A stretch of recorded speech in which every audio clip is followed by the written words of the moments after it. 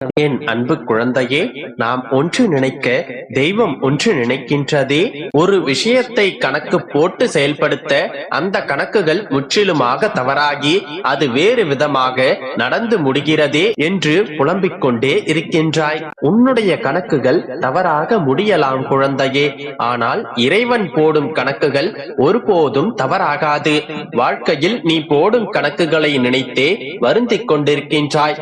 ஆனால் உன்னுடைய அப்பா நான் உனக்கென்று ஒரு தனி கணக்கு வைத்துள்ளேன். அதை அறியாமல் தான் இவ்வாறு நீ புலம்பிக் கொண்டும் இருக்கின்றாய். இதோ இப்போது கூறுகிறேன், இறுதி வரை கேட்டுவிட்டு இன்பமாக இரு. என் பிள்ளைகள் எதிலும் சளைத்தவர்கள் அல்ல. நீயும் உன்னுடைய வாழ்க்கையில் கணக்கு போட்டுதான் காய்களை நகர்த்தி கொண்டிருக்கின்றாய். எத்தனை சோதனைகளையும் எத்தனை சிக்கல்களையும் உன்னுடைய கண்முன்னே நீ கண்டாலும் சாமர்த்தியமாக யோசித்து சமாளித்துக் கொண்டுதான் இருக்கின்றாய். அந்த வகையில் நீ அதிபுத்திசாலிதான் மகனே. ஆனால் உன்னுடைய கணக்குகளின் முடிவு தவறாக வரும்போதுதான் சோர்ந்து போய் உட்கார்ந்து விடுகின்றாய். உன்னுடைய வாழ்க்கையை எப்படி கொண்டு செல்ல வேண்டும், எந்தெந்த நிகழ்வுகளை நிகழ்த்தி உன்னுடைய எதிர்கால வாழ்க்கையை சீராக்க வேண்டும் என்றெல்லாம் நான் ஒரு கணக்கு வைத்திருக்கின்றேன். அதன்படியே எல்லாமும் நடந்து கொண்டிருக்கின்றது.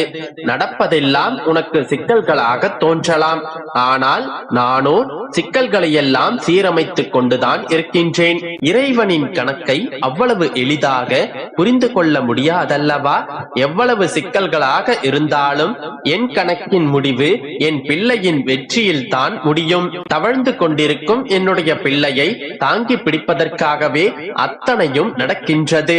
நான் உன்னுடைய அப்பா, உனக்கான தேவை அனைத்தையும் பார்த்து கொண்டிருக்கிறேன் என்று ஒவ்வொரு நிமிடமும் என்னுடைய வார்த்தைகளால் உனக்கு உணர்த்தி கொண்டிருக்கின்றேன் அல்லவா?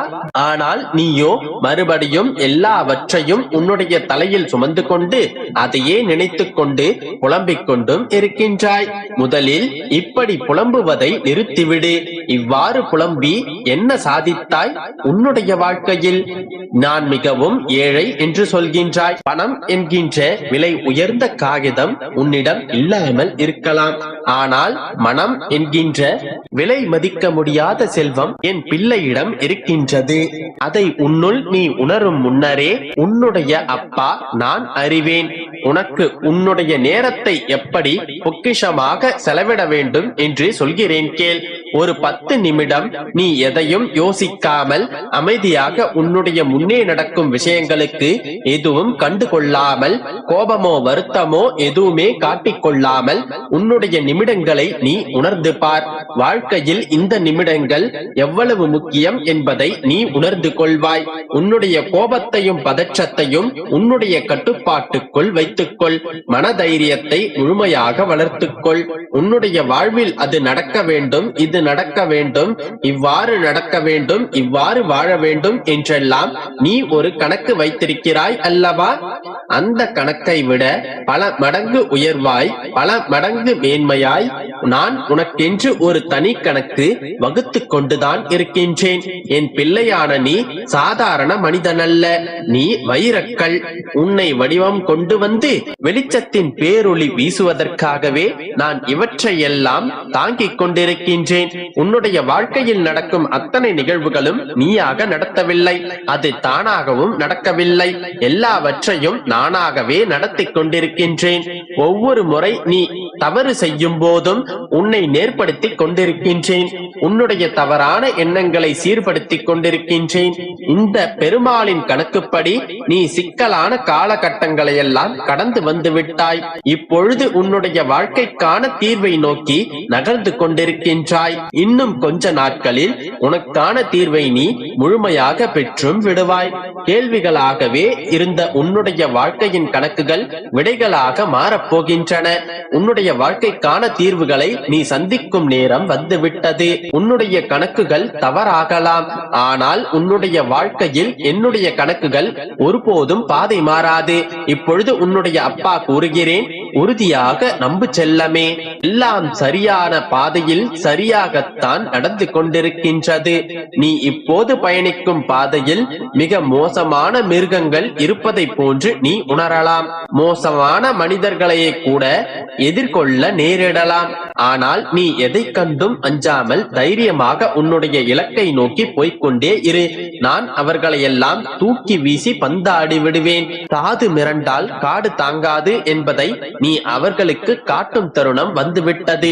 நீ விரும்பியதை அடைய உன்னுடைய பயணத்தில் நீ போய்கொண்டே இரு.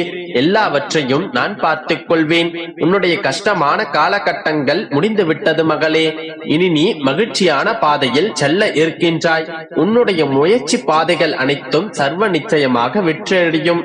விதைத்த விதையின் காலம் முடியும் போது அது மண்ணை கிழித்து கொண்டு வருவதைப் போல நீ செய்த தவமும் புண்ணியமும் என்றாவது ஒரு நாள் சுடர்விட்டு பற்றி எரியும். அதுவரை சற்று பொறுமையாக காத்திரு.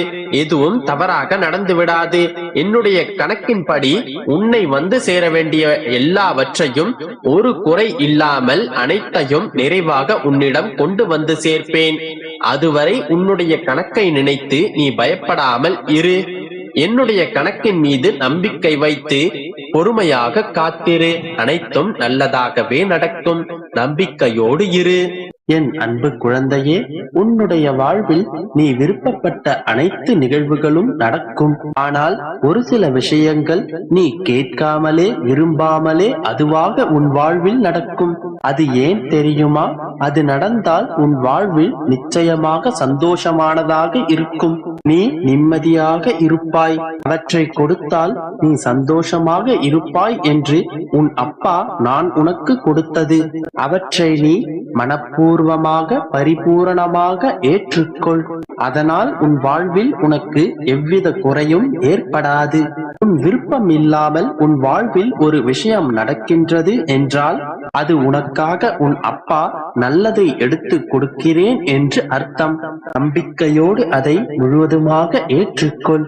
நீ விரும்பியதை மட்டும்தான் உன் கண்கள் பார்க்கும். நீ விரும்பியது மட்டும்தான் உன் வாழ்க்கையில் நடக்க வேண்டும் என்று உனக்கு தோன்றும். உனக்கு தெரியாத விஷயங்கள், உன் கண்களுக்கு புலப்படாத விஷயங்கள், ஆனால் உனக்கு நல்ல விஷயங்கள் என்று 1000 இருக்கின்றது. அதுவெல்லாம் எனக்கு தெரியும்.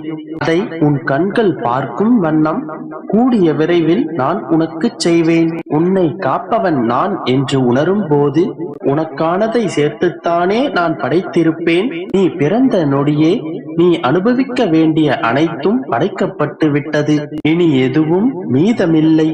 இனி உனக்காக படைக்கப்பட்டதை அனைத்தையும் உன்னிடம் சேர்க்க வேண்டிய வேலை மட்டுமே எனக்கு இருக்கின்றது. என் செல்லமே, ஒரு பெண் பிறக்கும் போதே அவளுக்கான ஆண்மகன் பிறந்திருப்பான். இனிமேலா பிறக்கப் போகிறான்? எங்கோ இருக்கிறான், தேடி வருவான் என்பதை போலத்தான் ஒரு ஜனனம் செய்யும் பொழுதே அவருக்கு தேவையான அனைத்தும் இந்த பூமியில் படைக்கப்பட்டு விடுகின்றன. உனக்கும் அப்படித்தான். இந்த அப்பா உனக்கு தேவையான அனைத்தையும் படைத்து விட்டேன். இனி ஒவ்வொன்றாக அனைத்தையும் உன் கைகளில் சேர்ப்பேன். ஏதோ ஒன்று தாமதமாகிறது என்று நினைக்கிறாய்.